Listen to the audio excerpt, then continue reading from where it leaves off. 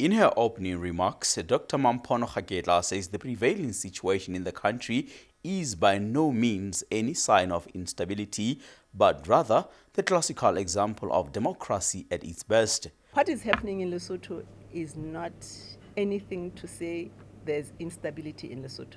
It is democracy at play, and we should allow our democratic processes to run their course.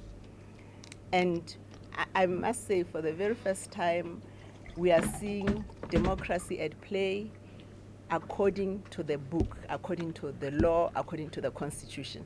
So if you are walking down the streets of Maseru, you wouldn't even know that there is something happening because everybody is going about their business, and that just says how far we have moved as a country from where we were maybe 10 years ago in terms of how we were handling our conflicts, either within parties or intra-party.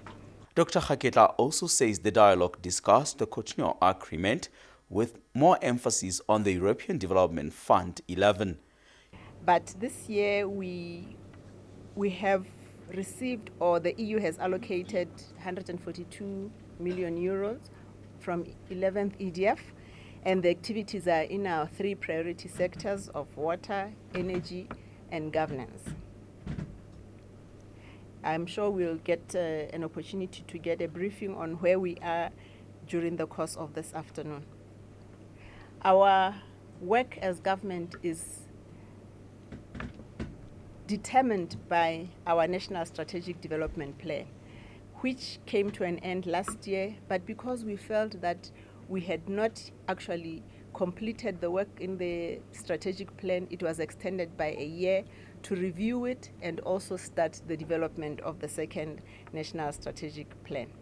EU Ambassador to Lesotho says the Cotonou Agreement is very much important to the development of the country and the region as a whole. His Excellency Doyle says there has been some progress made in recent months regarding the development cooperation. He also stressed the importance of handling the much talked about reforms carefully. There is, as I understand, broad consensus in Lesotho on what the nature of the reforms should be.